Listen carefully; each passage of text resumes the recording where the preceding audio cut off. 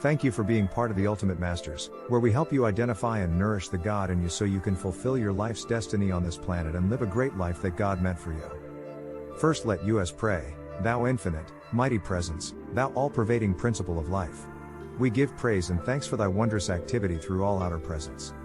Out of thy mighty essence comes all that is, and oh, that humanity might understand, thou art ever and forever self-sustained. Thou mighty, active principle of life, surge forth in the outer activity of mankind and manifest thy supreme justice now in all places. Mighty presence of light, God in action. Govern the minds of mankind, holding them to truth and justice, and see that thy messengers are placed in all official positions. Let naught of the outer interfere, that none of humanity may accept any thought of deception. Mighty presence of God in action, surge forth in the minds of all, expressing thy conquering presence. Greetings, I bring you greetings from the perfected ones, who are watching closely over and ministering to all. The Discourse.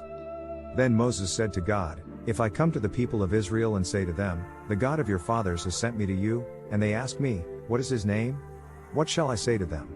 God said to Moses, I am who I am. And he said, Say this to the people of Israel, I am has sent me to you. God also said to Moses, Say this to the people of Israel, The Lord, the God of your fathers, the God of Abraham, the God of Isaac, and the God of Jacob, has sent me to you. This is my name forever, and thus I am to be remembered throughout all generations. Exodus 3:13-15. I am that I am is a common English translation of the Hebrew phrase, also I am who I am, I will become what I choose to become, I am what I am, I will be what I will be, I create what I create, or I am the existing one. Life, in all its activities everywhere manifest, is God in action, and it is only through lack of the understanding of applied thought and feeling that mankind is constantly interrupting the pure flow of that perfect essence of life which would, without interference, naturally express its perfection everywhere. The natural tendency of life is love, peace, beauty, harmony, and opulence, for life cares not who uses it, but is constantly surging to pour more of its perfection into manifestation, always with that lifting process which is ever inherent within itself. IAM. I am is the activity of that life. How strange it is that you with sincere interest do not seem to get the true meaning of those two words.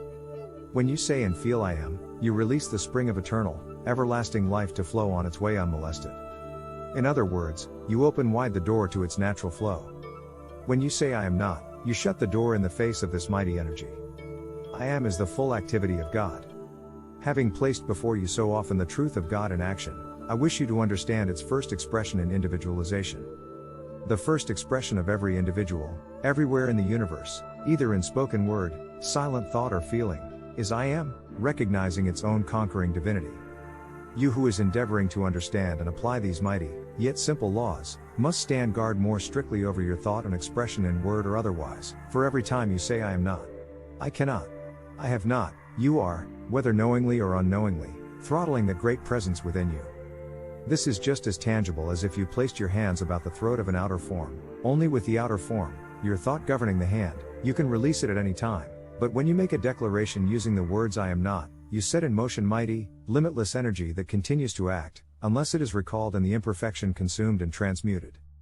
This shows you the enormous power you have to qualify this mighty energy of God, and I tell you beloved students, dynamite is less dangerous, for that would but liberate you from the body, while these thoughts sent forth ignorantly and ungoverned bind you upon the wheel of re-embodiment indefinitely. Thus you can see how important it is for you to know what you are doing when you thoughtlessly use wrong expressions, because you are using the most divine principle of activity in the universe, I am. Do not misunderstand me, this is no idle, foreign, or oriental expression, but the highest principle of life used and expressed throughout every civilization that has ever existed, for the first expression every self-conscious form of life gives is I am. It is only afterwards, in its contact with outer, wrongly qualified activity, that it begins to accept anything less than I am. Now dear students, do you not see that when you say I am sick, you are just reversing this principle of life, which is naturally all perfection, thus requalifying it by your willful ignorance with something which it never naturally possessed. Through long centuries of willful misunderstanding, humanity has charged the very atmosphere about them with falsehood and unreality, for I need not say to you that when you say I am sick, it is an abject falsehood in respect to your divinity, which cannot be sick. Does this sound harsh to you? Then I say, think it over, and you will see what a blessing and release it can be to you.